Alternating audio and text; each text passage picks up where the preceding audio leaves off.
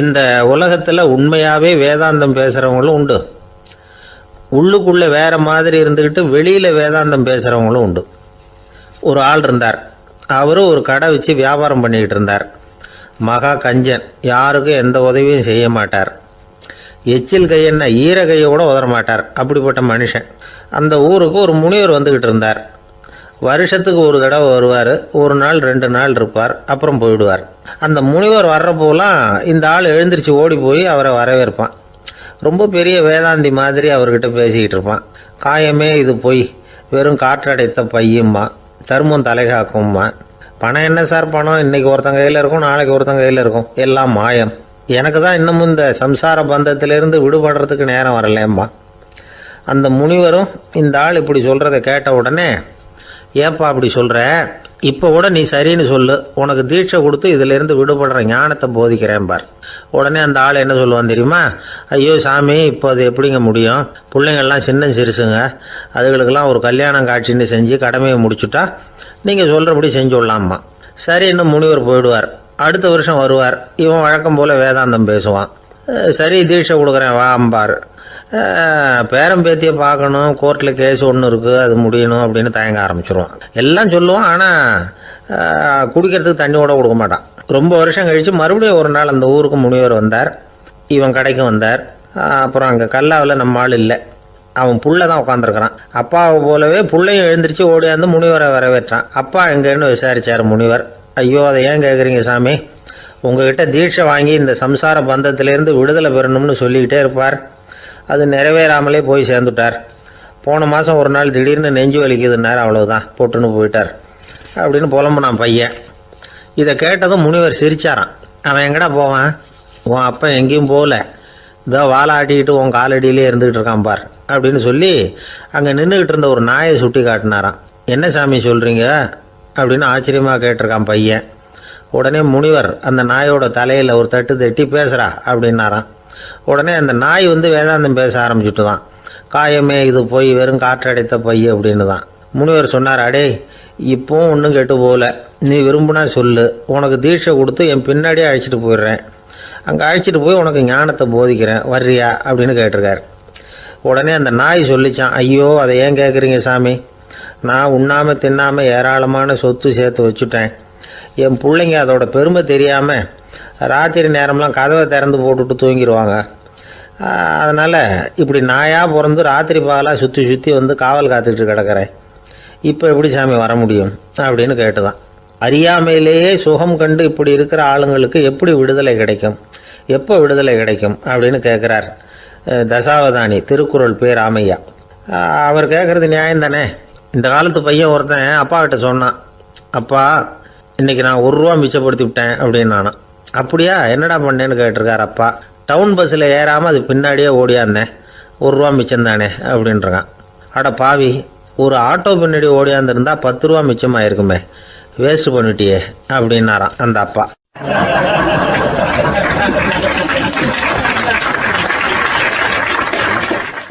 ஒரு ஊரில் ஒருத்தர் இருந்தான். ஒரு நாள் காலையில் எழுந்திரிச்சான். ஒரு 10 ரூபாய் எடுத்து சட்டை பையில் வச்சுக்கிட்டான். கடை தெருவுக்கு புறப்பட்டான். காய்கறி வாங்குறதுக்காக அவன் போகிறான். காய்கறி சந்தைக்கு போய் சேர்ந்தான். கத்திரிக்காய் 1/4 கிலோ கொடுங்கன்னா கொடுத்தாங்க. காசு கொடுக்கறதுக்காக சட்டை பையில் கையை விட்டான். பணத்தை காணும். 10 ரூபாயை சட்டை பையில் வச்சுக்கிட்டு தான் வந்தான். அது இப்போ அங்கே இல்லை. வழியில் எங்கேயும் அது விழுந்துட்டு போட்டிருக்கு. அல்லது யாராவது திருடர்கள் தெரியாமல் அதை எடுத்துக்கிட்டு போட்டாங்களா என்னன்னு தெரியல. எப்படியோ 10 ரூபாயை அவன் இழந்துட்டான். கையில் காசு இல்லை. அதனால் கத்திரிக்காயை திருப்பி கொடுத்துட்டு கவலையோடு வீட்டுக்கு திரும்பி வந்தான். அதையே நினச்சிக்கிட்டு இருந்தான். அவனுக்கு துக்கம் அதிகமாக போச்சு. அழ ஆரம்பிச்சிட்டான். காய்கறிகள் வாங்கிட்டு ஆனந்தமாக சமைச்சு சாப்பிட்லாம்னு நினச்சோம், அது முடியாமல் போச்சேங்கிற கவலை அவனுக்கு. அதனால் அதை மறக்கவே முடியல. இது நடந்து கொஞ்ச நாள் ஆச்சு. அதே மனுஷன் இன்னொரு நாள் அதே மாதிரி புறப்பட்டான். பணத்தை எடுத்து பையில் வச்சுக்கிட்டான். காய்கறி சந்தையை நோக்கி போய்கிட்டு இருக்கிறான். இப்போ வழியில் ஒரு ஏழை பையனை பார்த்தான். தம்பி எங்கே போகிற அப்படின்னு கேட்டான். ஐயா பள்ளிக்கூடத்துக்கு போய்கிட்டு இருக்கிறேன் அவன். சரி, அதுக்கே இவ்வளவு கவலையோடு போய்கிட்டுருக்கிற அப்படின்னு விசாரித்தான் அவன். ஐயா நான் ரொம்ப ஏழை, வீட்டில் வசதி இல்லை, பரீட்சைக்கு பணம் கட்டணும், இன்றைக்கி கடைசி நாள், என்ன செய்கிறதுன்னு தெரியலன்னா. இவன் பார்த்தான். தாங்கிட்ட இருக்கிற பணத்தை எடுத்து அந்த பையன்கிட்ட கொடுத்தான். இதை வச்சுக்கோ, உடனே பணத்தை கட்டு, நல்லா படி, பரீட்சை எழுது அப்படின்னு சொல்லிவிட்டு திரும்பி வந்துட்டான். வெறுங்கையோடு திரும்பி வந்தும் வீட்டில் கேட்குறாங்க, எங்கே காய்கறின்னு வழக்கம் போல் கேட்டாங்க. இவன் நடந்ததை சொன்னான். இப்போ வீட்டில் இருந்தவங்க அவங்ககிட்ட ஒரு கேள்வி கேட்டாங்க, ஏங்க இதே மாதிரி முன்னாடி ஒரு தடவை காய்கறி வாங்க போய் வெறுங்கையோடு திரும்பி வந்தீங்க, இப்போவும் வெறுங்கையோடு தான் திரும்பி வந்திருக்கிறீங்க, ஆனால் முன்னாடி வந்தப்போ வருத்தமாக இருந்தீங்க, இப்போ உங்கள் முகத்தில் வருத்தம் தெரியலையே அப்படின்னு கேட்டிருக்கிறான். அதாவது வீட்டில் இருக்கிறவங்க கேட்டாங்களாம்.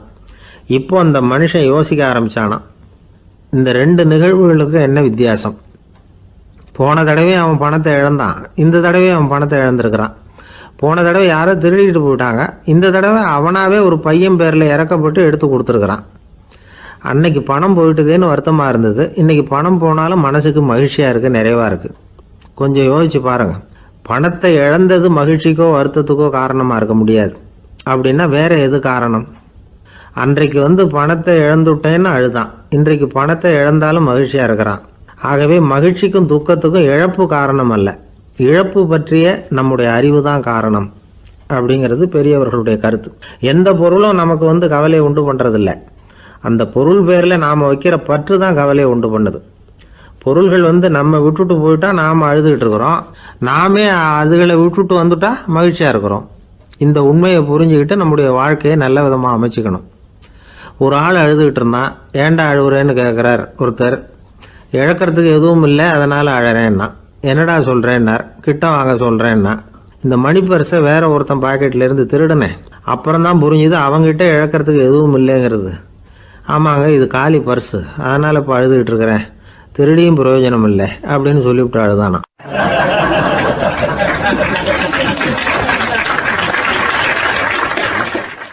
ஒரு சீன தேசத்து அரசர் இருந்தார். அவருக்கு வயசாயிட்டுது. அவருக்கு அடுத்தபடியாக அவருடைய புள்ள பட்டத்துக்கு வரணும், ஆட்சி பொறுப்பை ஏற்றுக்கணும். ஒரு நல்ல தலைவனுக்கு இருக்க வேண்டிய பண்புகள்லாம் தன்னுடைய மகனுக்கு இருக்கணும்னு விரும்பினார் அந்த அரசர். அதனால் இளவரசனை பக்கத்தில் இருந்த ஒரு குரு கிட்ட அனுப்புனார். இளவரசன் அவர்கிட்ட போய் சேர்ந்தான். அந்த குரு என்ன பண்ணார் தெரியுமா?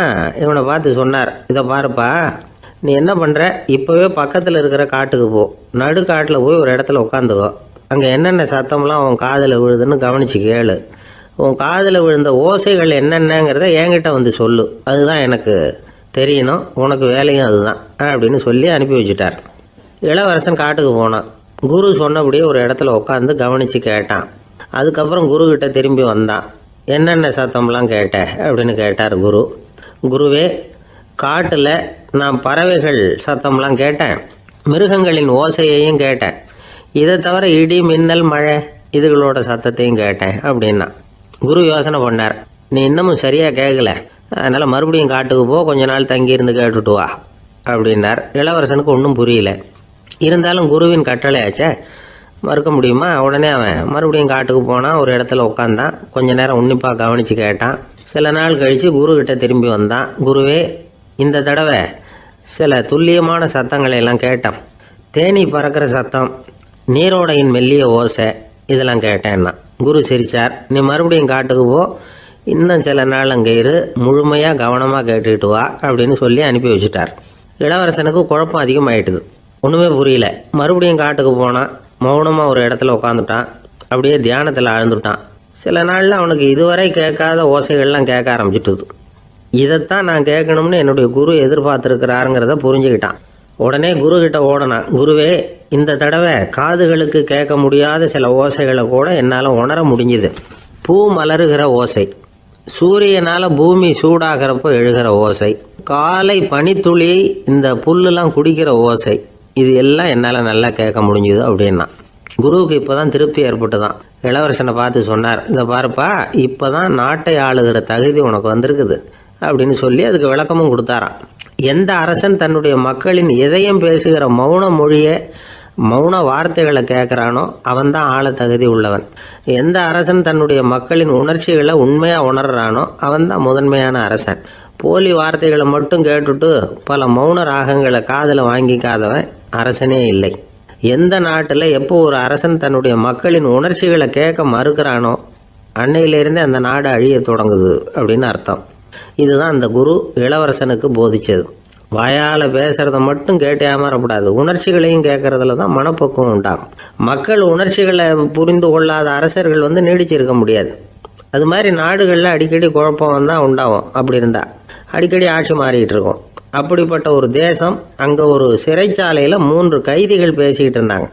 ஒருத்தன் சொன்னான், நான் இந்த நாட்டு ராஜாவை எதிர்த்து பேசிக்கிட்டு இருந்தேன், அதனால் என்னை பிடிச்சி கொண்டாந்து இங்கே போட்டுட்டாங்க அப்படின்னா ஒருத்தன். இன்னொருத்தன் சொன்னான், நான் இந்த நாட்டு ராஜாவை ஆதரித்து பேசிக்கிட்டு இருந்தேன், அதனால் என்னை பிடிச்சி கொண்டாந்து இங்கே தள்ளிவிட்டாங்க அப்படின்னா. அது சரி, நீ என்ன தப்பு பண்ண அப்படின்னு சொல்லி 3வது ஆளை பார்த்து இவங்க கேட்டாங்க. அதுக்கு அந்த ஆள் சொல்கிறான், நான் தான் இந்த நாட்டு ராஜா அப்படின்னா.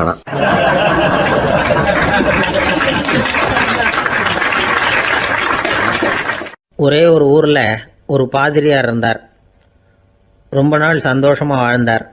ஒரு நாள் அவர் மடத்து சமையல் அறையில் பாத்திரங்களை கழுவி துலக்கி சுத்தப்படுத்திக்கிட்டு இருந்தார். அந்த சமயத்தில் ஒரு தேவதூதன் அவர் முன்னாடி வந்து நின்னான். இவர் நிமிர்ந்து பார்த்தார். ஆண்டவர் என்னை உங்ககிட்ட அனுப்பியிருக்கிறார், பரலோகத்தில் வாசம் செய்யறதுக்கு உங்களுக்கு நேரம் வந்துட்டுது அப்படின்னு அந்த ஆள். ஆண்டவருக்கு என்னோட ஞாபகம் வந்ததுக்கு நன்றி. ஆனாலும் இப்போ இங்கே நீயே பாரு, எவ்வளவு பாண்டங்கள் பாக்கி இருக்கு, இவ்வளவையும் நான் சுத்தப்படுத்த வேண்டியிருக்கு. நான் நன்றி கெட்டவனாக இருக்க விரும்பலை. இந்த பணியை முடிக்கிற வரைக்கும் என்னுடைய பரலோக வாழ்வை தள்ளி வைக்க முடியுமா? நீ என்ன நினைக்கிற அப்படின்னு கேட்டார். தேவதூதன் தனக்கே உரிய விவேகத்தோட அன்போட பாதிரியாரை பார்த்தான். சரி, என்ன செய்யலாம்ங்கிறத அப்புறம் சொல்கிறேன் அப்படின்னு சொல்லிவிட்டு புறப்பட்டு போயிட்டான். ஒரு நாள் அந்த பாதிரியார் தோட்டத்தில் உள்ள களைகளை எல்லாம் ஒரு களை கொத்தியால் கொத்தி களை எடுத்துக்கிட்டு இருக்கிறார். அந்த சமயத்தில் இந்த தேவதூதன் மறுபடியும் அவர் முன்னாடி நிற்கிறான். பாதிரியார் பார்த்தார்.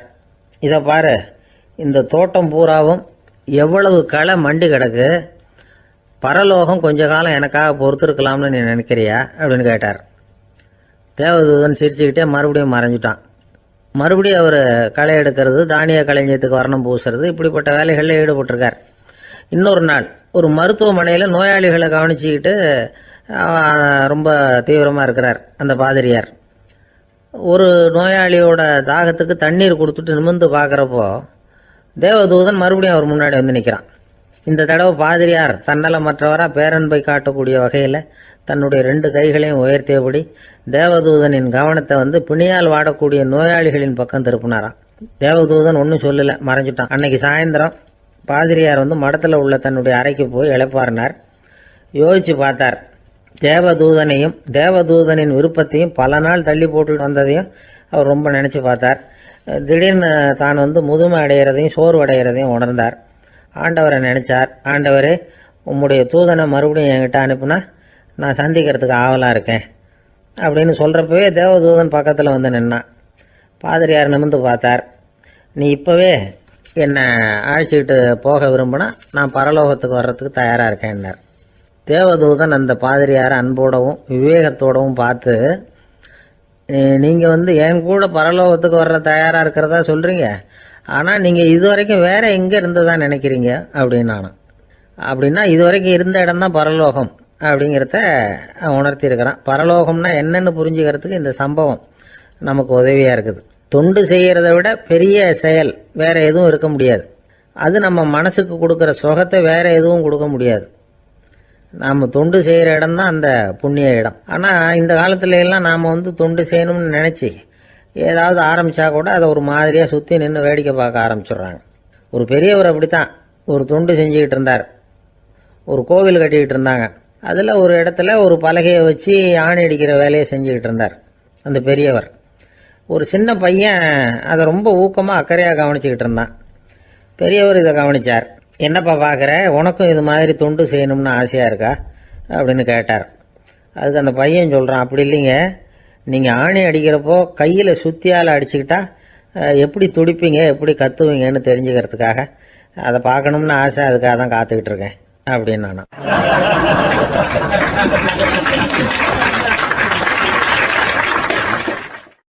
ஒரு காடு, அங்கே புத்தர் அவர் பாட்டுக்கு நடந்து போய்கிட்டே இருக்கிறார். அவருக்கு பின்னாடி ஒரு குரங்கு, அதுவும் தொடர்ந்து வந்துக்கிட்டே இருக்குது. புத்தர் திரும்பி பார்த்தார். குரங்கு அப்படியே குதித்து உயர எழும்பி ஒரு கிளையில் போய் உக்காந்துது. ஏன் இப்படி பண்ணுறேன்னு கேட்டார் புத்தர். என்னை சாதாரணமாக நினைக்க வேணாம், நான் மகாமந்தி, என்னால் எல்லாம் முடியும், முடியாதுங்கிற வார்த்தையே என்னுடைய அகராதியில் கிடையாது, என்ன வேணும்னாலும் செய்வேன் அப்படின்னுது. அப்படின்னா ஒரு பந்தயம் வச்சுக்கலாமான்னார் இவர். வச்சுக்கலாமேன்னுது. வேற ஒன்றும் இல்லை, இப்போ நீ மேலே எழும்பி அந்த கிளையில் உட்காந்தது மாதிரி அங்கேருந்து தாவி என் உள்ளங்கையில் வந்து உட்காரணும், அவ்வளவுதான் அப்படின்னார். அப்படி உட்காந்துட்டா என்ன பரிசு அப்படின்னு கேட்டது அது. சொர்க்கத்தில் இருக்கிற மாமன்னன் மரகத சக்கரவர்த்தியை என்னோட வந்து இருக்கும்படியாக கூப்பிட்டுக்கிறேன். அந்த சமயத்தில் அவருடைய அரியணை வந்து அங்கே காலியாகிடும், நீ அதில் போய் உட்காந்துக்கலாம். பந்தயத்தில் தோத்துட்டா ஒரு கல்ப காலம் இந்த பூமியில் வாழ வேண்டியிருக்கும். அதுக்கு பிறகு தான் என்கிட்ட வர முடியும். என்ன சொல்கிற அப்படின்னார். குரங்குக்கு தாவறது ஒரு பெரிய காரியமா? இது எனக்கு ரொம்ப சாதாரண விஷயம், என்ன இப்போவே தாவட்டுமா அப்படின்னுது. சரின்னு சொல்லி உள்ளங்கையை நீட்டினார். அவருடைய கை தாமரை இலை அளவுக்கு அப்படியே விரிஞ்சுது.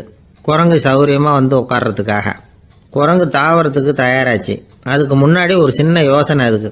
இந்த கிளையிலேருந்து அந்த கைக்கு தாவறது எனக்கு ரொம்ப அற்பமான ஒரு வேலை, இது ரொம்ப சாதாரணம், என்னுடைய கௌரவத்துக்கு இது சரியாக இருக்காது. அதனால் நான் என்ன பண்ண போகிறேன்னா, இங்கேருந்து கிளையிலேருந்து அப்படியே உயர எழும்ப போகிறேன்.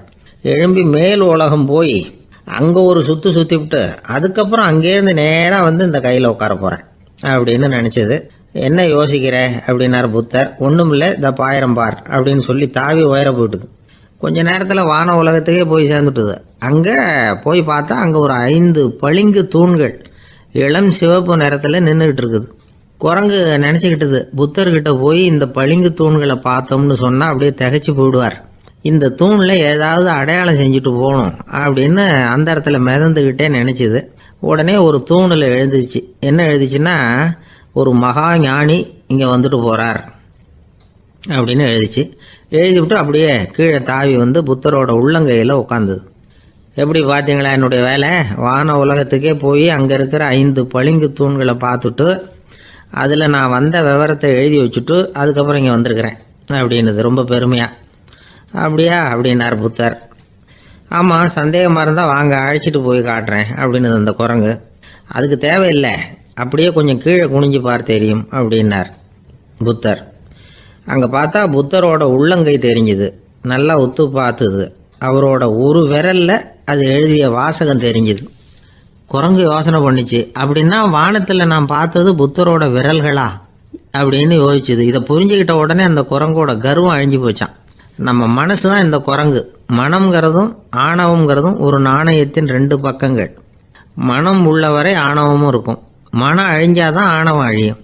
மனம் அழிய வேண்டும் அப்படின்னு பெரியவங்க சொல்கிறது இந்த அர்த்தத்தில் தான். நம்ம ஆளுங்க சவால் விடுறதெல்லாம் வேறு மாதிரி. ஒருத்தன் ஒரு வாய்க்காலை தாண்டுறேன்னு பந்தயம் கட்டி தாண்ட முடியாமல் வாய்க்காலில் விழுந்து காலை உடச்சிக்கிட்டு கட்டு போட்டுக்கிட்டு வந்தான். ஏண்டா அப்படின்னு கேட்டாங்க. நான் பந்தயம் கட்டின நேரம் சரியில்லை அப்படின்னா. எப்படிறான்னு கேட்டிருக்காங்க. வாய்க்காலில் தண்ணி இருக்கிற நேரமாக பார்த்து பந்தயம் கட்டியிருக்கணும் அப்படின்னா.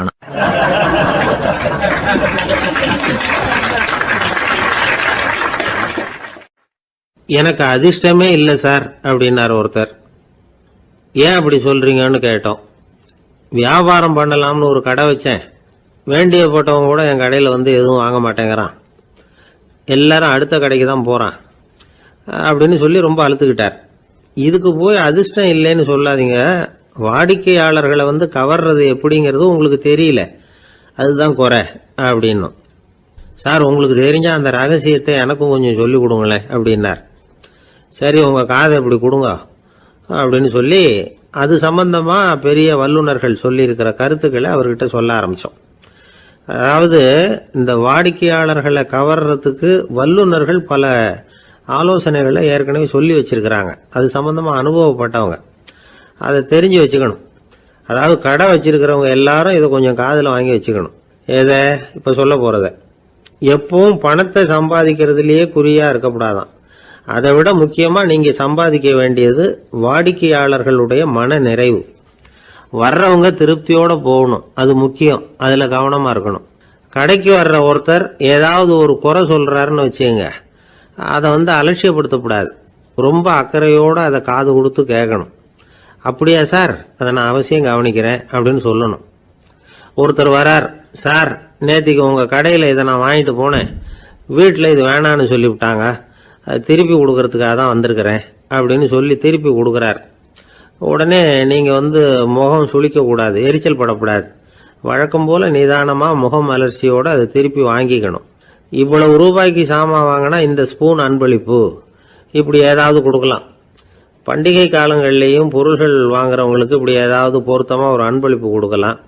நீங்கள் கொடுக்கறது ஒரு சர்வசாதாரணமான பொருளாக இருந்தால் கூட அது வாங்குற ஒரு மனசில் ஒரு மகிழ்ச்சியை ஏற்படுத்தும். எதுவும் உங்களால் கொடுக்க முடியலன்னா உங்கள் முகம் நிறைஞ்ச சிரிப்பையாவது கொடுங்க, அது போதும். உங்கள் கடையில் இல்லாத ஒரு பொருளை வாடிக்கையாளர் வந்து கேட்குறார், உடனே இல்லைன்னு முகத்தில் அடித்தது மாதிரி சொல்லிடக்கூடாது. கொஞ்சம் உட்காருங்க சார் அப்படின்னு சொல்லி உங்கள் பணியாளர் யாரையாவது அனுப்பி வெளியிலேருந்து வாங்கிட்டு வர சொல்லி அவர்கிட்ட கொடுக்கலாம். சில பேர் உங்கள் கடைக்கு வரும்பொழுது அவங்க வீட்டு குழந்தைகளையும் கூப்பிட்டுக்கிட்டு வர்றாங்கன்னு வைங்க. நீங்கள் என்ன செய்யணும்னா அந்த குழந்தைகளை முதல்ல கவனிக்கணும். அது கண்ணத்தை கிள்ளணும், அதுகிட்ட விளையாடணும், அதுக்கு ஏதாவது மிட்டாய் பிஸ்கட் எதையாவது கொடுத்து அது கவனத்தை கவரணும். அதுக்கப்புறம் பெரியவங்களை கவனிக்கலாம். உங்கள் கடையில் வேலை செய்கிற பணியாளர்கள் சுத்தமாக இருக்கணும். சிரிச்ச முகம், சுறுசுறுப்பு, இது ரெண்டும் அவங்களுக்கு தேவை. அழுது வடிஞ்சிக்கிட்டு இருக்கக்கூடாது. அப்புறம் இன்னொரு விஷயம், அதிகமாக பொருள் வாங்குற ஒருத்தர்கிட்ட அதிக மரியாதையாகவும் குறைச்சலாக பொருள் வாங்குறவர்கிட்ட வேற விதமாகவும் நடந்துக்கக்கூடாது. எல்லாருக்கிட்டையும் சமமாக நடந்துக்கணும். 5 ரூபாய்க்கு வாங்கினாலும் சரி, 500 ரூபாய்க்கு வாங்கினாலும் சரி, அவங்கக்கிட்ட நீங்கள் காட்டுற மரியாதையில் வித்தியாசம் இருக்கக்கூடாது. எல்லாத்துக்கும் மேலே உங்கள் கடையில் ஒரு பொருள் வாங்கினா அது உண்மையானதாக இருக்கும், தரமுள்ளதாக இருக்கும் அப்படிங்கிற நினைப்பு ஜனங்களுக்கு வரணும். அதனால தரமான பொருளையே நீங்கள் உங்கள் கடையில் வச்சுருக்கணும். இது வரைக்கும் நான் சொன்னதையெல்லாம் கவனத்தில் வச்சுக்கிட்டு நீங்கள் கடையை ஆரம்பிச்சிங்கன்னா வியாபாரம் பிச்சுக்கிட்டு போகும். அப்படி போகலன்னா அதுக்கப்புறம் கேளுங்க. ஏன்னா இந்த யோசனைகள்லாம் அனுபவப்பட்டவங்க சொல்லியிருக்கிற யோசனைகள். இந்த யோசனைகளில் நீங்கள் எச்சரிக்கையாக இருக்க வேண்டிய ஒரு விஷயம் உண்டு. அது என்னங்கிறதையும் தெரிஞ்சு வச்சுக்கிறது நல்லது. என்னுடைய நண்பர் ஒருத்தர் வந்தார். சார், உங்கள் யோசனையை கேட்டதுனால நான் ஒரு அறை வாங்கினது தான் மிச்சம்னார். என்ன ஆச்சுன்னு கேட்டேன். எங்கள் கடைக்கு ஒரு பெரிய அம்மா குழந்தைய தூக்கிட்டு வந்தாங்க சார்.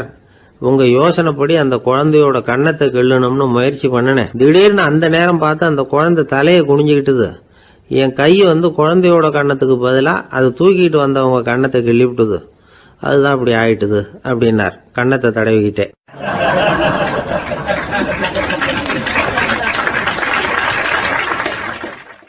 தானத்தில் சிறந்தது எது அப்படின்னு ஒரு கேள்வியை கேட்டு, தானத்தில் சிறந்தது நிதானம் அப்படின்னு அதுக்கு ஒரு பதிலும் சொல்றவங்க உண்டு.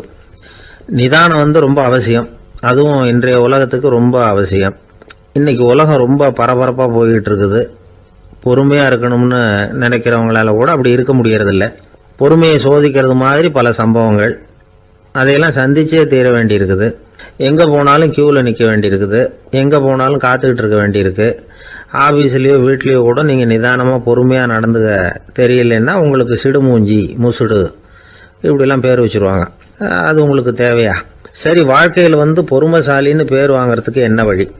முதல் பாயிண்ட், நீங்கள் நினைக்கிறது, எதிர்பார்க்கறது, செய்யறது எல்லாமே 100% கரெக்டாக நடக்கணும்னு ஆசைப்படக்கூடாது. எதுவாக இருந்தாலும் அதில் ஓரளவுக்கு தவறு நடக்கலாம் அப்படிங்கிறத எதிர்பார்த்தே இருக்கணும். ஓரளவுக்கு அதை அனுமதிக்கணும். ஒரு நண்பரை 6 மணிக்கு ஒரு இடத்துக்கு வர சொல்லியிருக்கிறீங்க. 6 மணிக்கு அவர் வரலை. உடனே பொறுமை இழந்து நடந்துக்கக்கூடாது. ஒரு 10 நிமிஷம் டிலே ஆகலாம். ஒரு வர்ற வழியில் பஸ்ஸு கூட ஏதாவது டிராஃபிக்கில் மாட்டியிருக்கலாம். அதெல்லாம் எதிர்பார்த்தே கொஞ்சம் காத்திருக்கிறதுல ஒன்றும் தப்பு இல்லை. சில சமயம் டிலே ஆகிறது கூட நல்லதாக முடியும். ஒரு பஸ்ஸை தவற விட்டுட்டு ஐயோ கொஞ்சம் ஒரு 2 நிமிஷம் முன்னாடி வந்திருந்தா பிடிச்சிருக்கலாமே அப்படின்னு தவிச்சிக்கிட்டு இருப்பாங்க சில பேர். அடுத்தபடியாக வர்ற பஸ்ஸு நேரடியாக நீங்கள் போக வேண்டிய இடத்துக்கே கொண்டு போய் விடுற பஸ்ஸாக கூட இருக்கலாம். அது உங்களுக்கு முன்னாடி தெரியாதுல்ல. சில நெருக்கடியான சூழ்நிலைகளை தமாஷா எடுத்துக்கிறதுக்கு பழகிக்கணும். சில இடங்களுக்கு போகிறப்ப காத்திருக்கிறதுக்கு நம்ம மனசை தயார்படுத்திக்கிட்டே போகணும். ஒரு ரயிலுக்கோ பஸ்ஸுக்கோ அல்லது விமானத்துக்கோ கப்பல் பிரயாணத்துக்கோ போகிறப்போ அங்கே போய் நீங்கள் மணிக்கணக்கில் கூட காத்துக்கிட்டு தான் இருக்கணும். புறப்படுற நேரம் கூட மாறலாம். நீங்கள் போய் சேர்ந்ததும் அது உடனே புறப்படணும்னு கட்டாயமாக என்ன? அது மாதிரி சமயத்தில் படிக்கிறதுக்குன்னு சில சுவாரஸ்யமான புத்தகங்களையும் கையில் எடுத்துக்கலாம்.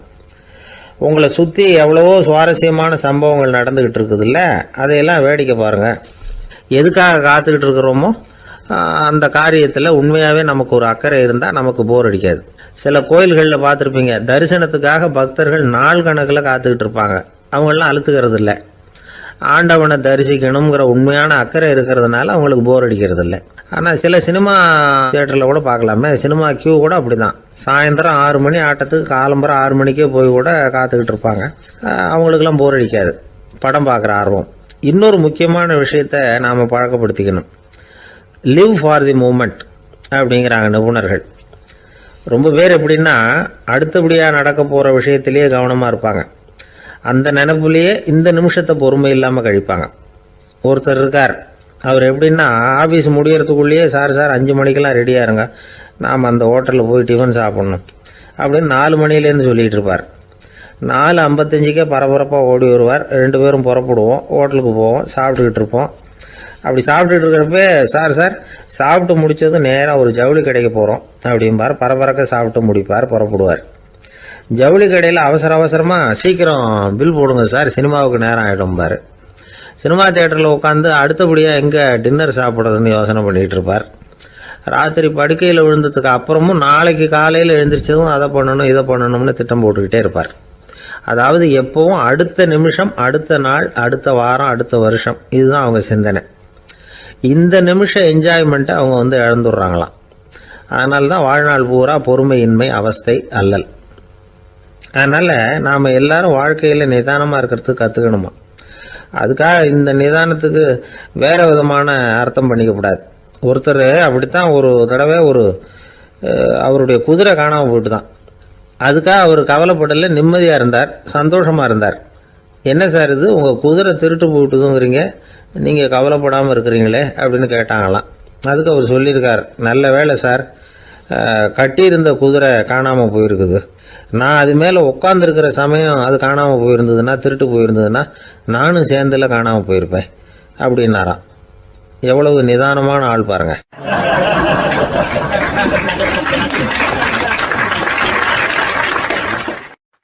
ஒரு நாள் காலை நேரம் ஒரு குரு படுக்கையை விட்டு எழுந்திருக்கிறார்.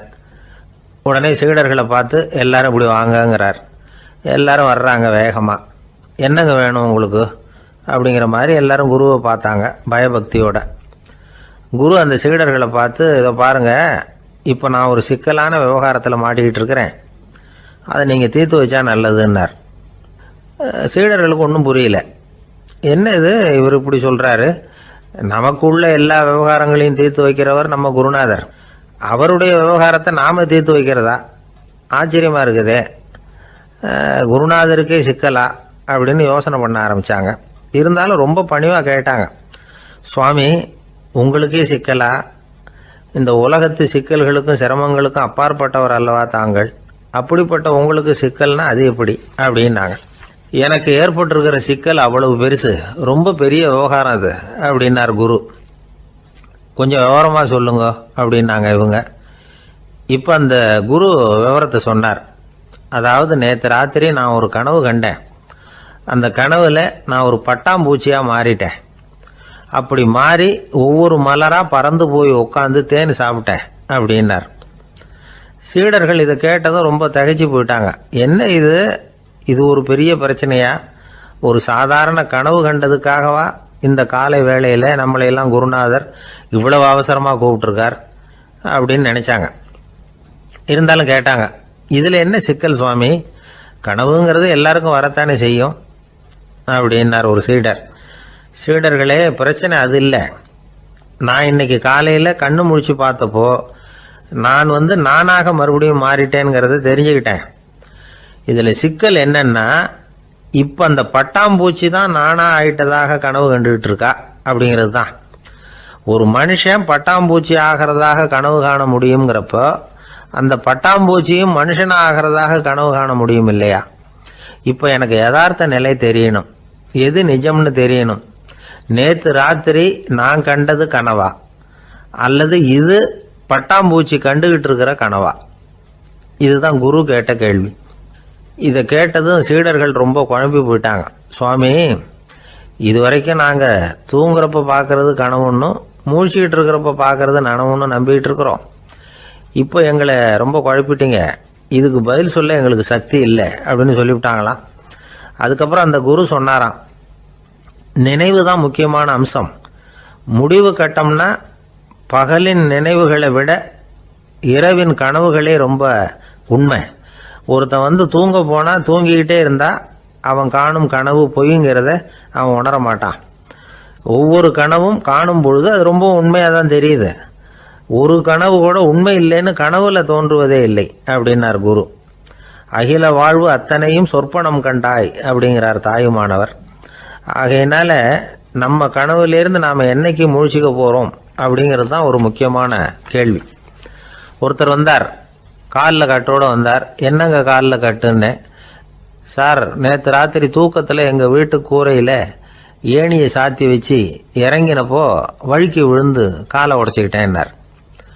உங்கள் வீட்டில் தான் ஏணியே கிடையாது சார் அப்படின்னு. உண்மைதான் சார், நான் கீழே விழுந்து முழிச்சுக்கிட்டதுக்கு அப்புறம் தானே ஏணி இல்லைங்கிறது எனக்கு ஞாபகம் வந்தது அப்படின்னார்.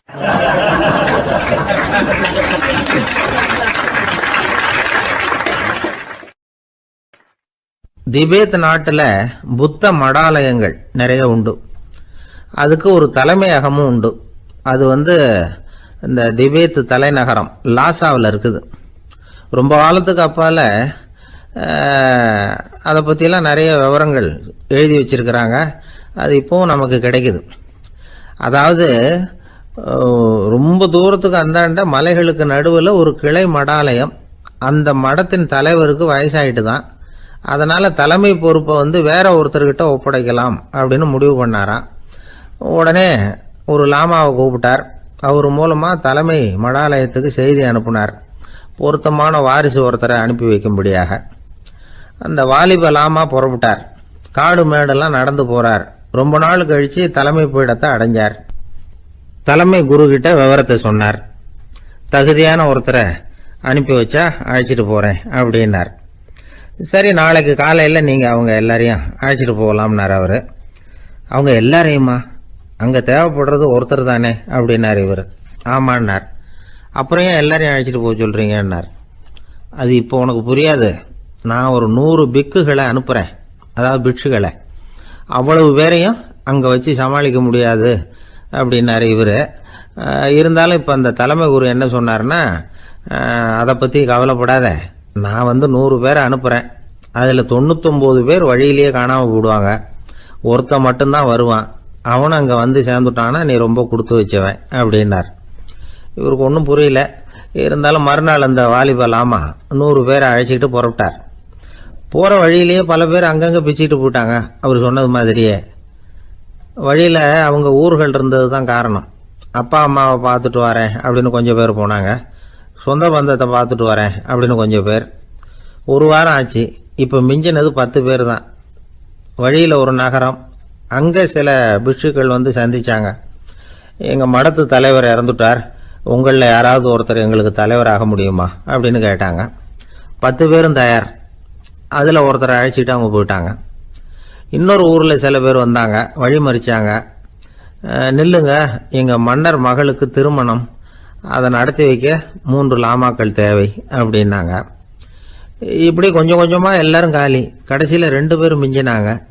அங்கே ஒரு இளம்பெண் எதிரில் வந்தா. எங்கள் அப்பா வேட்டைக்கு போயிருக்கிறாரு, இன்னும் திரும்பி வரல. வீட்டில் வேற யாரும் இல்லை, தனியாக இருக்க பயமாக இருக்குது, யாராவது ஒருத்தர் எனக்கு துணையாக இருக்கணும் அப்படின்னு கேட்டுக்கிட்டா. எங்கள் 2 பேரில் நீயே ஒருத்தரை தேர்ந்தெடுத்துக்கோ, இல்லைன்னா எங்களுக்குள்ள சண்டை வந்துடும் அப்படின்னாங்க. இப்போ மிஞ்சினவர் ஒருத்தர். அவருக்கும் ஒரு சோதனை வந்தது. ஒரு தர்க்கவாதி எதிரில் வந்தான். உன்னோட வாதம் பண்ணணும்னா.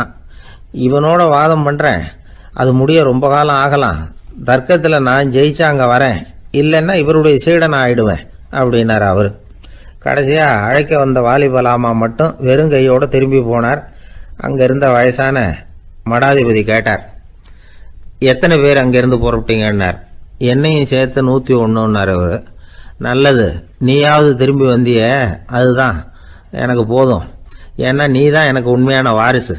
அந்த 100 பேரில் யாரும் வரமாட்டாங்க அப்படின்னார் அவர். ஏன்னா அவருக்கு தெரியும் இவர் ஒருத்தர் தான் திரும்பி வருவாருங்கிறது. திபேத்தில் ஒரு பழங்கால பழமொழி உண்டாம், 100 பேர் செல்லலாம், எப்பொழுதாவது ஒருவன் அபூர்வமாக அடைய வேண்டிய இடத்தை அடைவான். இதுதான் அந்த பழமொழி. ஒரு உன்னதமான இலக்கை அடையணும்னா அது அவ்வளவு சுலபமான காரியம் இல்லை.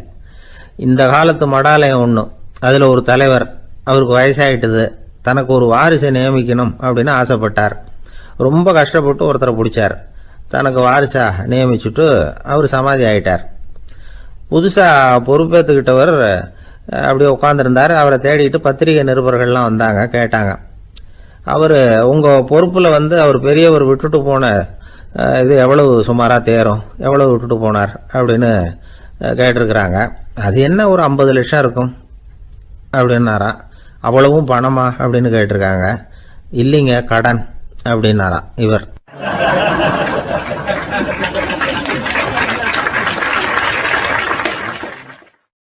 ஒரு ஊரில் ஒரு ஆள் இருந்தான்.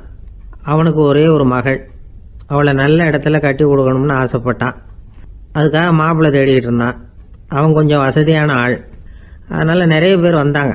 இருந்தாலும் ஒரு நல்ல குணமுள்ள மாப்பிள்ளையாக இருக்கணும் அவன் எதிர்பார்த்தான். அப்படி இருக்கணும்னு தொடர்ந்து முயற்சி பண்ணான். கடைசியாக ஒரு 3 பேர் கிடைச்சாங்க.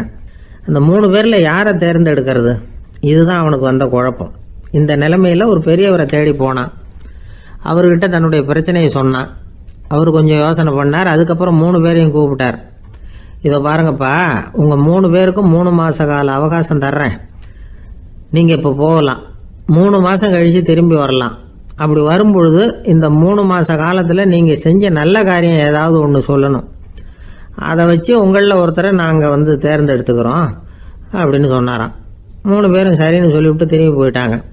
3 மாதம் ஆச்சு. அதுக்கப்புறம் ஒரு நாள் திரும்பி வந்தாங்க. அவர் அவங்கள கூப்பிட்டு உட்கார வச்சார். அப்புறம் கேட்டார், இப்போ சொல்லுங்கள், இந்த 3 மாத காலத்தில் நீங்கள் செஞ்சுருக்கிற ஏதாவது ஒரு நல்ல காரியத்தை சொல்லுங்க அப்படின்னார். முதல்ல ஒருத்தன் எழுந்திரிச்சு நின்னான். ஐயா, எங்கள் அப்பா இறந்த பிறகு அவரோட கணக்கு வழக்குகளை எடுத்து பார்த்துக்கிட்டு இருந்தேன். அவர் ஒரு வியாபாரிகிட்ட 10,000 ரூபா கடன் வாங்கியிருக்கிறதாக எழுதியிருந்தார். அந்த வியாபாரியும் இப்போ உயிரோடு இல்லை. இருந்தாலும் அந்த வியாபாரியோட மகனை தேடி கண்டுபிடிச்சேன். கணக்கு புத்தகத்தை காட்டினேன். உங்கள் அப்பா கிட்ட 10,000 ரூபா கடன் வாங்கியிருக்கிறதாக இதை எழுதியிருக்கிறார். அதனால் அதை திருப்பி கொடுக்கறதுக்காக வந்திருக்கிறேன். இந்தாங்க அந்த பணம் அப்படின்னு சொல்லி கொடுத்துட்டு வந்துட்டேன் அப்படின்னு நானும். இதை பெரியவர் கவனமாக கேட்டுக்கிட்டார். அதுக்கப்புறம் 2வது இளைஞன் எழுந்திரிச்சான். ஐயா, நான் போன மாதம் ஒரு நாள் ராத்திரி வேளையில் ஒரு காட்டுப்பாதை வழியாக எங்கள் ஊருக்கு போய்கிட்டு இருந்தேன். அந்த சமயத்தில் அந்த வழியாக வந்துக்கிட்டு இருந்த ஒரு வழிப்போக்கர்கிட்ட 4-5 திருடர்கள் வம்பு வளர்த்து அவர்கிட்ட இருந்த பொருளை எல்லாம் கொள்ளையடிச்சிக்கிட்டு இருந்தாங்க. நான் உடனே ஒரு குச்சியை எடுத்துகிட்டு ஓடினேன். அந்த திருடர்களை அடித்து விரட்டினேன். பொருளை எல்லாம் மீட்டு அந்த வழிப்போக்கர்கிட்ட ஒப்படைச்சேன். அவரை பத்திரமா அழைச்சிட்டு போய் அவர் வீட்டில் விட்டுட்டு வந்தேன் அப்படின்னு நானும். இதையும் பெரியவர் கவனமாக கேட்டுக்கிட்டார். அடுத்தபடியாக 3வது இளைஞன் எழுந்திரிச்சான். ஐயா, போன மாதம் ஒரு நாள் நான் ஒரு மலைப்பாதை வழியாக போய்கிட்டு இருந்தேன். மலைப்பாதை விளிம்பில் ஒரு மதகு கட்டை, அது மேலே ஒரு ஆள் படுத்து தூங்கிட்டு இருந்தான். அந்த பக்கம் தவறி உருண்டு விழுந்திருந்தான்னா அதில் பாதாளம். அது மலையடி வாரத்தில் போய் தான் விழணும், அவ்வளவு பள்ளம். அது தெரியாமல் அவன் பாட்டுக்கு தூங்கிட்டு இருந்தான். நான் உடனே அவன்கிட்ட ஓடி போய் குனிஞ்சு அவன் முகத்தை பார்த்தேன். அப்போ தான் புரிஞ்சுது, அவன் ஏற்கனவே எனக்கு தெரியும். அவனை எனக்கு நிறைய கெடுதல் பண்ணியிருக்கிறான், இடைஞ்சல் கொடுத்தவன். இருந்தாலும் ஐயோ பாவம்னு நினச்சி அவனை எழுப்பி பாதுகாப்பாக வேற ஒரு இடத்துல படுக்க வச்சுட்டு வந்தேன் அப்படின்னு நானும். பெரியவர் இதையும் கேட்டுக்கிட்டார். அதுக்கப்புறம் அவங்க 3 பேரையும் பார்த்து, நீங்கள் போகலாம், நாங்கள் யோசித்து முடிவு பண்ணி உங்களுக்கு சொல்லி அனுப்புகிறோம் அப்படின்னாராம். அந்த இளைஞர்கள் புறப்பட்டு போயிட்டாங்க.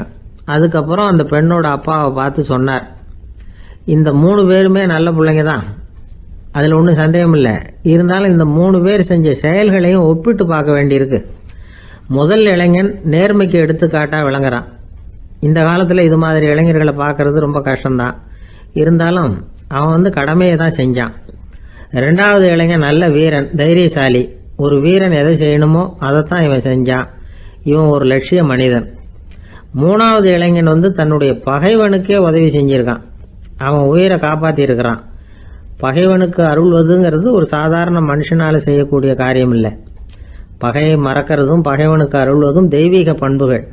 அதனால் இவனையே உன்னுடைய மகளுக்கு ஏற்ற மாப்பிள்ளையா தேர்ந்தெடுக்கலாம் அப்படின்னு சொன்னாங்களாம். ஒரு நல்ல நாளில் அவங்களுக்கு திருமணம் நல்ல விதமாக நடந்து முடிஞ்சுதான். இது சுவாமி சின்மயானந்தர் சொல்லியிருக்கிற ஒரு கதை. இதிலேருந்து நாம் புரிந்து கொள்ள வேண்டிய ஒரு கருத்து, நமக்கு கெடுதல் பண்ணவங்களுக்கும் நாம் நல்லது செய்யணும். ஆனால் நடைமுறையில் அப்படி நம்மளால் செய்ய முடியறதில்ல. அதுதான் சிக்கல். நம்மால் ஒருத்தங்கிட்ட கேட்டால், ஏண்டா உன்னுடைய பகைவன் ஒருத்தன் அது மாதிரி ஒரு மலைப்பாதை மதகு கட்டையில் படுத்திருந்தா உடனே நீ என்ன நினைப்ப? அப்படின்னு கேட்டோம். இது ஒரு அருமையான சந்தர்ப்பம்னு நினைப்பேன் அப்படின்னா. எதுக்குன்னு கேட்டோம்.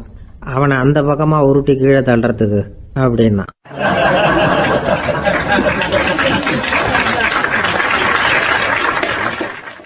ஒருத்தர் சிகரெட்டும் கையுமா வந்தார்.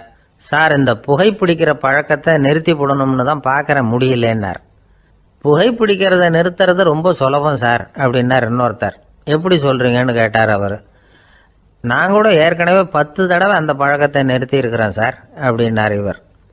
இதுலேருந்து என்ன தெரியுது? புகைப்பழக்கத்தை திடீர்னு விட்டு விடுறதுங்கிறது ரொம்ப கஷ்டம்னு தெரியுது. இருந்தாலும் இது சம்பந்தமான ஆராய்ச்சி, அனுபவம், இது ரெண்டையும் அடிப்படையாக வச்சு சில வழிமுறைகளை சொல்கிறாங்க. அதாவது புகைப்பிடிக்கிறத நிறுத்துறதுக்கு 10 வழிகள் உண்டு அப்படின்னு சொல்கிறாங்க. அது என்னங்கிறது தெரிஞ்சுக்கிட்டா உபயோகப்படுதான்னு பார்க்கலாமே. முதல் கருத்து என்னன்னா, கொஞ்ச நாளைக்கு புகைப்பிடிக்கிற நண்பர்களை விட்டு விலகி இருக்கணும். இதனால் புகைப்பிடிக்கிற ஆசை குறையும். அந்த பழக்கத்தை மறுபடியும் ஆரம்பிக்கப்படாதுங்கிற எண்ணம் உறுதிப்படும். ரெண்டாவது கருத்து, புகைப்பிடிக்கிறதை எதிர்த்து தீவிரமாக பிரச்சாரம் செய்ய ஆரம்பிச்சிடணும். அது அடுத்தவங்களுக்கும் உபயோகப்படும், உங்களுக்கும் உபயோகப்படும். உங்கள் உள்ளுணர்வை அது தூண்டும், உங்களை உறுதி கொள்ள வைக்கும். மூன்றாவது கருத்து என்னன்னா, தினமும் 2 தடவை குளிக்கணும். எப்படி தெரியுமா? முதல்ல வெது வெதுப்பான தண்ணீர், அப்புறம் குளிர்ந்த தண்ணீர், இப்படி மாறி மாறி குளிக்கணுமா. நாலாவது கருத்து, உடற்பயிற்சிகள் செய்யணும். மூச்சு வாங்குற மாதிரியான பயிற்சிகள் ரொம்ப நல்லதான். பிராணாயாமம் அப்படிங்கிற மூச்சு பயிற்சி ரொம்ப நல்லதுங்கிறாங்க.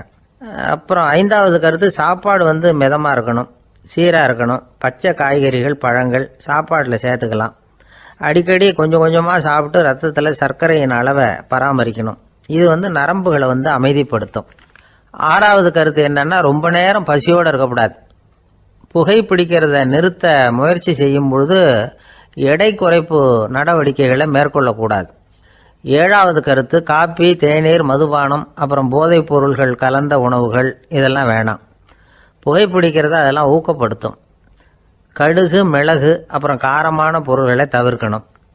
உப்பு அளவை குறைக்கணும். தினமும் 10 கோவலை தண்ணீராவது குடிக்கணும். வெறும் தண்ணி புகைப்பிடிக்கிற ஆவலை தணிக்குதான். எட்டாவது கருத்து, கையில் சிகரெட்டு, புகையில ஏதாவது இருந்தால் உடனே தூக்கி எறிஞ்சிருங்க. அது கையில் இருக்கிற வரைக்கும் புகைப்பிடிக்கிற ஆசை வந்துக்கிட்டே இருக்கும். 9வது கருத்து என்னன்னா, இறை நம்பிக்கை உள்ளவங்க புகைப்பிடிக்கிற எண்ணம் வர்றப்போவெல்லாம் பிரார்த்தனை செய்ய ஆரம்பிச்சுடலாம். 10வது கருத்து, உங்களுக்கு ரொம்பவும் வேண்டியவங்க யாரோ அவங்கக்கிட்ட எல்லாம் நீங்கள் புகைப்பிடிக்கிறத நிறுத்தி விட்டதா சொல்லிவிடுங்க. இந்த 10 வழிகளையும் கடைபிடிக்க ஆரம்பிச்சுட்டா புகைப்பிடிக்கும் பழக்கத்தை நிறுத்தி விடலாம் அப்படின்னு சொல்கிறாங்க அனுபவப்பட்டவங்க. முயற்சி பண்ணி பார்க்கலாம். ஒரு முக்கியமான இடத்துல நின்றுக்கிட்டு இருந்தார் ஒருத்தர். அங்கே இன்னொருத்தர், ஏன் சார் இந்த இடத்துல சிகரெட் பிடிக்கலாமா அப்படின்னு அனுமதி கேட்டார். இந்த இடத்துல சிகரெட் பிடிக்கக்கூடாதுங்க அப்படின்னாரு இவர். நீங்கள் இப்படி சொல்கிறீங்க, ஆனால் இந்த இடத்துல கீழே நிறைய சிகரெட் துண்டுகள் கிடக்குதே, அவங்கெல்லாம் யார்? அவங்கெல்லாம் உங்கள் மாதிரி என்கிட்ட அனுமதி கேட்காதவங்க அப்படின்னாராம் இவர்.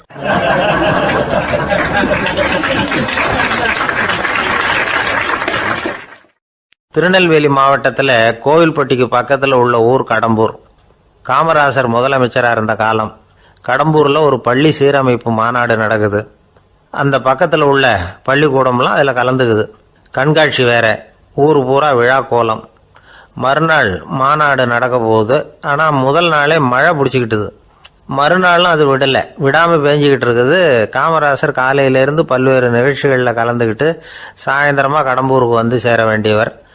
மழை பேஞ்சிக்கிட்டு இருக்கிறதுனால நிகழ்ச்சி ரத்தாயிடுமோ என்னமோ அப்படின்னு எல்லாரும் சந்தேகப்பட்டுக்கிட்டு இருக்கிறாங்க. அவர் கோவில்பட்டி பயணிகள் விடுதியில் இருக்கிறார். கடம்பூர்லேருந்து சில பேர் போய் அவரை சந்திக்கிறாங்க. மழை பெஞ்சிக்கிட்டு இருக்குதே, என்ன செய்யலாம் அப்படின்னு கேட்குறாங்க. மழை பெஞ்சால் நல்லது தானே, அதுக்காக மாநாட்டை எதுக்காக ரத்து செய்யணும்? ஆசிரியர்கள் எவ்வளவு கஷ்டப்பட்டு ஏற்பாடு பண்ண மாநாடு, கட்டாயம் வந்துடுறேன் அப்படின்னாராம் காமராசர். உடனே புறப்பட்டார். மழையை பொருட்படுத்தாத மக்கள் கூட்டம். அது கலையாமல் காத்துக்கிட்டு இருக்கிறாங்க அவ்வளோ பேரும். தலைவர் வந்துட்டார்னு தெரிஞ்சது ஜனங்களுக்கு ஏகப்பட்ட உற்சாகம். ஜனங்கள் அவ்வளவு உற்சாகமாக வரவேற்றாங்க. மாநாடு ஆரம்பமாச்சு. மலர் மாலைகள் மலை மாதிரி குவிய ஆரம்பிச்சுட்டுது. வரிசையாக ஒவ்வொரு கல்வி நிலையம் சார்பாகவும் வரவேற்பு பத்திரம் வாசித்து கொடுக்குறாங்க. என்ன வாசிக்கிறாங்கங்கிறத காமராசர் கூர்ந்து கவனிக்கிறார். ஏகப்பட்ட புகழ் மொழிகள், ரொம்ப பாராட்டி புகழ்ந்து என்னென்னமோ வாய்ச்சிக்கிட்டு இருக்கிறாங்க. கொடை வள்ளலே, குணக்குன்றே, மலையே, கடலே, இப்படி தமிழ் மொழியில் பாராட்டுறதுக்கு எத்தனை வார்த்தைகள் உண்டோ அத்தனையும் அதில் சேர்த்துருக்குறாங்க. காமராசர் பொறுமை இழந்துட்டார். போதும் போதும், உங்கள் எல்லாரையும் பார்த்து 2 வார்த்தை பேசிவிட்டு போகிறதுக்காக தான் நான் வந்திருக்கிறேன். எல்லாரும் மழையில் சிரமப்பட்டு நின்றுக்கிட்டு இருக்கிறீங்க, இப்படி என்ன புகழ்ந்து படிச்சுக்கிட்டே இருந்தால் எப்படி அப்படின்னாராம். அதுக்கப்புறம் பேசி முடிச்சிருக்கிறார். மாநாட்டு நிகழ்ச்சிகள் முடிஞ்சதும் இன்னொரு நிகழ்ச்சியில் கலந்துக்கிறதுக்காக புறப்பட்டாராம். ஒரு திறந்த ஜீப்பில் அவரை ஊர்வலமாக அழைச்சிக்கிட்டு போயிருக்கிறாங்க. தெருவில் 2 பக்கமும் ஏகப்பட்ட கூட்டம். அங்கங்கே ஜீப்பை நிறுத்தி ரோஜா மாலை, ஜருக மாலை இப்படி போட்டுக்கிட்டே இருக்கிறாங்க. அதையெல்லாம் அப்படி அப்படியே வாங்கி அங்கங்கே நின்றுக்கிட்டு இருந்த குழந்தைகள்கிட்டையும் தாய்மார்கள்கிட்டையும் கொடுத்துக்கிட்டே போகிறார். அந்த சமயத்தில் கூட்டத்துக்கு அப்பால் ஒரு பெரியவர் கையில் ஒரு மல்லிகை சரத்தோடு நின்றுட்டு இருக்கிறார். அவரால் முண்டி அடிச்சுக்கிட்டு முன்னால் வர முடியல. காமராசர் இதை கவனிக்கிறார். அவ்வளவுதான், உடனே நிறுத்தப்பா வண்டியை அப்படிங்கிறார். ஜீப்பு நிற்கிது. டிரைவரை பார்த்து, அதோ பார், அங்கே ஒருத்தர் நிற்கிறார் பார், அவரை இங்கே அழைச்சிட்டு வா அப்படின்னாராம். கூட்டம் வழி விடுது. அந்த பெரியவரை கிட்டத்தில் அழைச்சிட்டு வர்றாங்க. காமராசர் அவரை பார்த்து, வாங்க வாங்க, நல்லா இருக்கீங்களா அப்படின்னு சத்தம் போட்டு உற்சாகமாக விசாரிக்கிறாராம். பெரியவர் கண்களில் கண்ணீர், பேச்சு வரல. மல்லிகை சரத்தை அவருக்கு போடுறார். கொஞ்ச நேரம் அவர்கிட்ட பொறுமையாக பேசிக்கிட்டு இருந்துட்டு அவரை அனுப்பி வைக்கிறார் காமராசர். பெரியவர் போனதுக்கு அப்புறம் காமராசர் பக்கத்தில் இருந்தவங்க கிட்ட சொல்கிறார் அந்த பெரியவரை பற்றி. அந்த காலத்தில் ரொம்ப கஷ்டப்பட்டவர் இவர், ஜெயிலுக்கு போனவர் அப்படின்னு ரொம்ப உருக்கமாக நெகிழ்ந்து போய் சொல்கிறார். இதில் ஒரு விஷயத்தை கவனிங்க. தன்னை புகழ்ந்து படிக்கப்பட்ட வாழ்த்து மடலை படிக்க வேணாம்னு தடுத்து நிறுத்தினார். எங்கேயோ ஒரு மூலையில் கையில் ஒரு 4 முழம் மல்லிகை சரத்தோடு ஒதுங்கி நின்றுக்கிட்டு இருந்த அந்த தொண்டரை அவ்வளவு பெரிய கூட்டத்துக்கு நடுவுலையும் தேடி கண்டுபிடிச்சி கிட்டத்தில் கூப்பிட்டு அவர் கொடுத்த அன்பு மாலையை வாங்கி கழுத்தில் போட்டுக்கிட்டார். அதுதான் காமராசர். தோல்விகள் கூட அவரை கொஞ்சம் கூட பாதித்ததில்லை. ஒரு பொது தேர்தலில் அவர் தோற்று போகிறார். தொண்டர்கள்லாம் அழறாங்க. அதில் ஒருத்தர் மெதுவாக காமராசர்கிட்ட போய், என்ன தலைவரே, நீங்கள் கூட தோற்று போயிட்டீங்களே அப்படின்னு கலக்கமாக சொல்லியிருக்கிறார். அதுக்கு காமராசர், நான் கூட தோற்று போகிறதுக்கு பேர் தான்ப்பா ஜனநாயகம் அப்படின்னாராம்.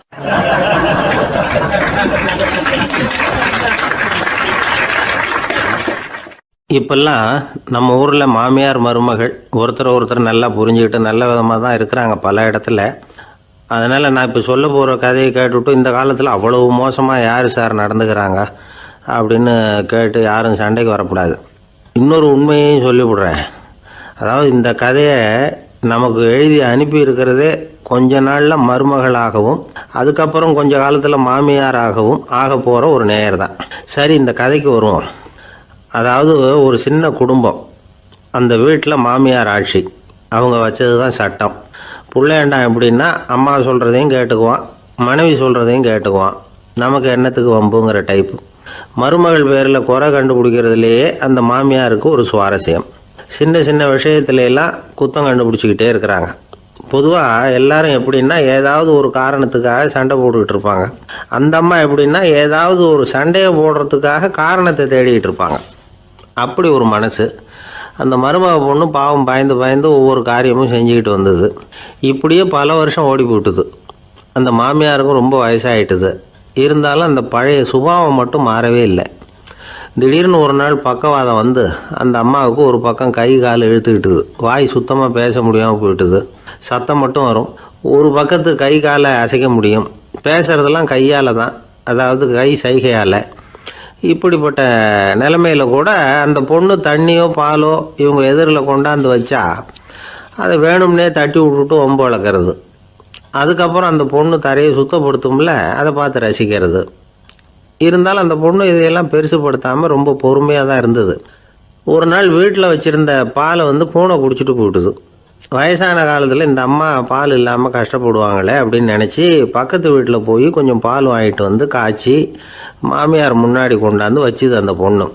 வழக்கம் போல் அந்த அம்மா பாலை தட்டி விட்டுட்டாங்க. இது அந்த மருமக பொண்ணு கவனிச்சுட்டுது. இவ்வளவு நாள் பொறுமையாக இருந்த அந்த மருமகளுக்கு இன்னைக்கு இதை பார்த்து தான் அசாத்திய கோபம் வந்துட்டுது. கதவுக்கு பக்கத்தில் சாத்தி வச்சுருந்த உலக்கையை எடுத்து மாமியார் தலையில் போட, அது குறி தவறி கழுத்தில் பட, அந்த அம்மா கழுத்தை பிடிச்சிக்கிட்டு ஊன்னு கத்த, இந்த பொண்ணு ஒன்றும் அலட்டிக்காமல் உலக்கையை எடுத்து மறுபடியும் கதவு பக்கம் சாத்தி வச்சுட்டு அது பாட்டுக்கு நடந்து போயிட்டுது. இருந்தாலும் மனசுக்குள்ளே லேசாக ஒரு பயம். கணவன் வீட்டுக்கு வந்ததும் என்ன விஷயம்னு கேட்டால் எப்படி சமாளிக்கிறது. அன்னைக்குன்னு பார்த்து ரொம்ப நேரம் கழித்து வீடு வந்து சேர்ந்தான் கணவன். உடனே அந்த அம்மா புகார் பண்ண ஆரம்பிச்சுட்டுது. பேச்சு தான் வராத, அதனால் ஒரு பக்கத்து கையால் சைகை காட்டுது. கதவுக்கு பக்கத்தில் இருந்த உலக்க பக்கமாக கையை நீட்டி காட்டி அப்படியே அந்த கையை தன் கழுத்துக்கு பின்பக்கமாக சுற்றி காட்டி நாக்கை வெளியில் நீட்டி நடந்த விஷயத்தை புரிய வைக்கிறதுக்கு முயற்சி பண்ணுது. இவனுக்கு ஒன்றும் புரியல, என்ன சொல்கிறாங்க அம்மா அப்படின்னு மனைவிகிட்ட கேட்குறான். அதுக்கு அந்த பொண்ணு ரொம்ப புத்திசாலித்தனமா, என்னங்க உங்கள் அம்மா சொல்கிறது உங்களுக்கு இன்னும் புரியலையா? அவங்க உங்களை பார்த்து என்ன சொல்கிறாங்கன்னா, ஏண்டா உலக்க மாதிரி நிற்கிற, சாக போகிற எனக்கு சங்கிலி எதுக்கு, என் கழுத்தில் கிடக்கிற இந்த சங்கிலியை கழட்டி என் மருமக கழுத்தில் போடுறா அப்படின்னு சொல்கிறாங்க அப்படின்னு தான். ஓ அப்படியா விஷயம்னு சொல்லி அம்மா கழுத்தில் இருந்த சங்கிலியை எடுத்து மனைவி கழுத்தில் போட்டுட்டு, அம்மா உன் விருப்பப்படியே போட்டாச்சு, இனிமேலாவது நிம்மதியாக படுத்து தூங்கு அப்படின்னு சொல்லிவிட்டு உள்ளே போயிட்டான். பார்த்தீங்களா கதையை? அதனால தான் மாமியார்கள் சைகை காட்டுறதுன்னா கூட இனிமேல் ஜாக்கிரதையாக இருக்கணும்.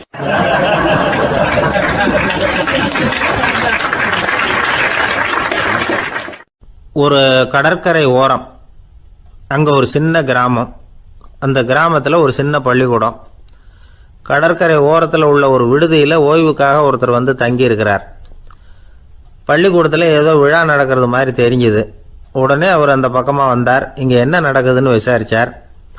பள்ளி ஆண்டு விழா நடக்குதுன்னாங்க. உடனே போனார். கண்காட்சி ஒன்று வச்சுருந்தாங்க. உள்ளே போய் பார்த்தார். பள்ளிக்கூடத்தில் படிக்கிற மாணவர்களே சொந்தமாக தயார் பண்ண பொருள்களை காட்சிக்கு வச்சுருக்கிறாங்க. அந்த ஊர் மக்கள்லாம் அதை கூட்டம் கூட்டமாக போய் பார்த்துக்கிட்டு இருக்கிறாங்க. இவரும் ஆர்வமாக அதையெல்லாம் பார்த்துக்கிட்டே போகிறார்.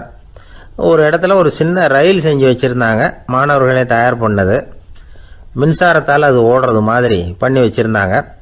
அதில் ஒரு சின்ன பொத்தான் இருக்கும், அது அமுக்குனா ரயில் ஓடும், சுற்றி சுற்றி வரும். மாணவர்கள் எதிரில் நின்று அதுக்கு விளக்கம் கொடுத்துக்கிட்டு இருக்கிறாங்க. இவர் அதை கவனித்தார். ரயில் ஓடுறத பார்த்தார். அங்கே நின்றுக்கிட்டு இருந்த மாணவர்கள்கிட்ட விளையாட்டாக கேட்டார், ஏன்பா இந்த ரயில் எதனால் ஓடுது அப்படின்னு கேட்டார். இவர் சக்தியினால் ஓடுது அப்படின்னாங்க மாணவர்கள். அது என்ன சக்தின்னு கேட்டார். அதுக்கு பேர் மின்சாரம் அப்படின்னாங்க. சரி, நீங்கள் மின்சாரத்தை பார்த்துருக்குறீங்களா அப்படின்னார். நாங்கள் பார்த்தது இல்லைங்க, ஆனால் இதை செய்யறதுக்கு எங்களுக்கு உதவி பண்ண ஆசிரியர் ஒரு பட்டதாரி, ஒரு கால் அவர் பார்த்துருக்கலாம் அப்படின்னாங்க. அவர் எங்கே இருக்காருன்னு கேட்டார். இதோ அழைச்சிட்டு வர்றோம்னு ஓடினாங்க. அவர் அழைச்சிட்டு வந்தாங்க. அவர்கிட்ட ஒரு பெரியவர் கேட்டார், மின்சாரத்தை நீங்கள் பார்த்துருக்குறீங்களா அப்படின்னு. மின்சாரத்தை பார்க்குறதாவது நான் பார்த்ததே இல்லை. நான் பார்த்தது அது செயல்படுற விதத்தை தான். அது விளக்கை எரிய வைக்குது, ரயிலை ஓட வைக்குது, இது மாதிரி எத்தனையோ எந்திரங்களை செயல்பட வைக்குது. ஆனால் உண்மையிலேயே அது என்னன்னு எனக்கு தெரியாது. ஒருவேளை இந்த பள்ளிக்கூடத்து தலைமை ஆசிரியருக்கு தெரிஞ்சிருக்கலாம், ஏன்னா அவர் ஒரு மேல்நிலை பட்டதாரி அப்படின்னாராம் அவர். சரின்னு போய் தலைமை ஆசிரியரை கூப்பிட்டுக்கிட்டு வந்தாங்க. அவர்கிட்டையும் இதே கேள்வி கேட்டாராம் அவர். மன்னிக்கணும், இந்த கேள்வி இதுவரைக்கும் யாரும் என்கிட்ட கேட்டதில்லை. சக்தியை யாரும் பார்க்க முடியாது, ஆனால் அது செயல்படும் விதத்தை தான் பார்க்க முடியும் அப்படின்னாராம் அவர். இப்போ இதுவரைக்கும் கேட்டுக்கிட்டு இருந்த பெரியவர் சிரித்தார். சிரிச்சுட்டு சொன்னாராம், சரி அதுக்காக ஒன்றும் கவலைப்படாதீங்க, என்னுடைய பெயர் தாமஸ் ஆல்வா எடிசன் அப்படின்னாராம். இதை கேட்டதும் அங்கே இருந்தவங்களுக்கெல்லாம் அதிர்ச்சி, ஆச்சரியம். என்னது, நீங்கள் தானே எடிசன்? நீங்கள் எவ்வளவு மின்சார கருவிகளை உண்டாக்கி இருக்கிறீங்க, நீங்களா இந்த கேள்வியை கேட்டது அப்படின்னாங்களாம். ஆமாம், நான் தான் கேட்குறேன், ஏன்னா நானே மின்சாரத்தை பார்த்தது கிடையாது அப்படின்னாராம் அவர். அன்புங்கிறது இப்படிப்பட்டது தாங்கிறார் ஓஷோ. அன்புங்கிறது நம்ம உடற்கூறு அமைப்பில் இல்லை, அது நம்ம உடம்புல உள்ள சுத்த சக்தியின் வெளிப்பாடு. அதை உணரத்தான் முடியுமே தவிர பார்க்க முடியாது. அன்பே உன்னை நான் என் இருதயத்தில் வச்சிருக்கிறேன் அப்படின்னுலாம் சொல்லுவான். இதெல்லாம் சும்மா. இது டாக்டர்கள் சொல்கிற இருதயம் கிடையாது. அது ரத்தத்தை தள்ளுகிற ஒரு கருவி, அவ்வளவுதான். ஞானிகள் சொல்லுகிற இதயம் வேற, அது கண்ணுக்கு புலப்படாத ஒரு சக்தி. என்னுடைய இதயம் ரொம்ப விசாலமானது சார் அப்படின்னார் ஒருத்தர். அப்படிங்களான்னு ரொம்ப மரியாதையா, ஆமாங்க டாக்டர் அப்படி தான் சொல்கிறார், கொஞ்சம் வீங்கி போய் பெருசாக இருக்குதான் அப்படின்னார்.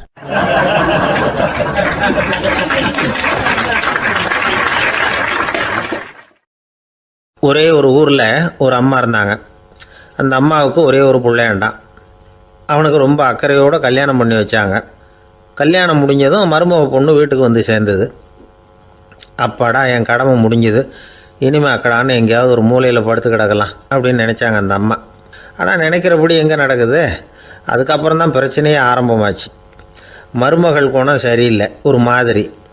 அந்த பொண்ணு வீட்டுக்கு வந்ததுமே முதல் வேலையாக மாமியாரை பார்த்து, அதுதான் நான் வந்துட்டேன்ல, இனிமேல் உங்களுக்கு என்ன வேலைங்க, புறப்பட வேண்டியது தானே, காசி ராமேஸ்வரம்னு எங்கேயாவது போங்கோ அப்படின்னுட்டு தான். மாமியாரை பார்த்தாங்க, கொஞ்சம் யோசனை பண்ணாங்க. இந்த பாருமா, நீ இப்படி சொல்கிறதுக்கு முன்னாடியே வீட்டை விட்டு புறப்படணுங்கிற முடிவுக்கு நான் வந்துட்டேன்.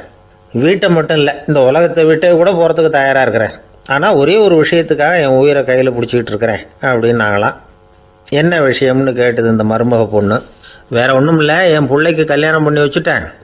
ஒரு பேர புள்ள பிறந்து அதை என் கண்ணால் பார்த்துட்டேன்னா நான் எங்கே வேணும்னாலும் போகிறதுக்கு தயாராக இருக்கிறேன் அப்படின்னாங்களாம் அந்த மாமியார்.